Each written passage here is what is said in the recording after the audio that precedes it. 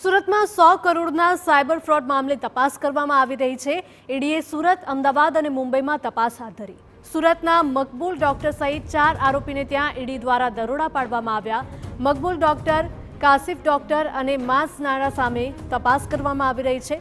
27 bank ખાતા, 2 current ખાતા અને 500થી પણ વધારે સિમ કાર્ડ મામલે તપાસ હાથ ધરાઈ છે। વિદેશ ટ્રાન્સફર કરાયેલા રૂપિયા બાબતે પુરાવા ભેગા કરવાની તજવીજ હાથ ધરાઈ છે।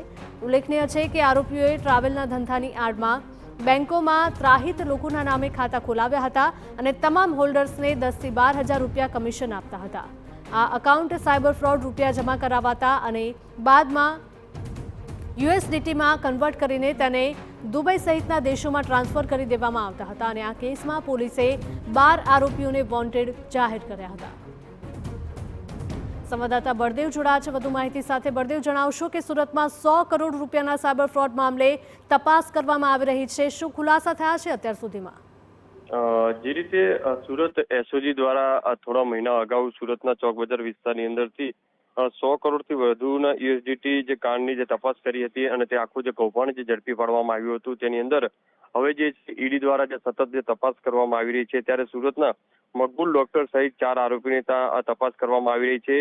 જે તે સમયે જે સુરત એસઓજી દ્વારા જે તપાસ કરવામાં આવી હતી, આખું જે કૌભાંડ ઝડપી પાડવામાં આવ્યું છે, તે દરમિયાન જે 27 બેંક ખાતા, 2 કરંટ ખાતા, 500થી વધુ સિમ કાર્ડ જે મળી આવ્યા હતા। અલગ અલગ જે બેંકોના જે એકાઉન્ટ હતા તે મળી આવ્યા હતા।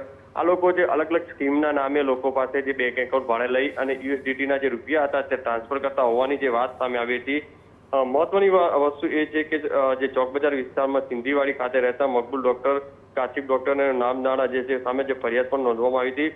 આરોપીઓ જે છે ટ્રાવેલના ધંધામાં આડની અંદર બેંકોના ત્રાહિત લોકોના જે બેંકના જે એકાઉન્ટ હતા તે ઉપયોગ કરતા હતા અને એક જે એકાઉન્ટ આપવા માટે 10 થી 12 હજાર 15 હજાર રૂપિયાનું જે કમિશન ક્યાંક ને ક્યાંક આપવામાં આવતું હતું। એટલે કે સૌથી મોટું આ જે યુએસડીટી જે કૌભાંડ છે તેની અંદર જે સુરત, અમદાવાદ અને જે વડોદરાના શહેરોના પણ જે કનેક્શન નીકળ્યા હોવાની જે વાત સામે આવી રહી છે, કારણ કે તમામ જે વ્યવહાર છે તે આંગળીયા મારફતે થતો હતો।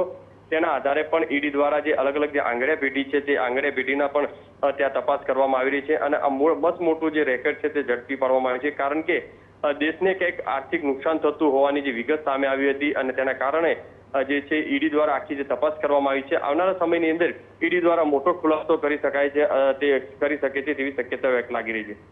બિલકુલ બળદેવ, માહિતી બદલ આપનો આભાર। તો ઈડીએ સુરત, અમદાવાદ અને મુંબઈમાં પણ તપાસ હાથ ધરી છે।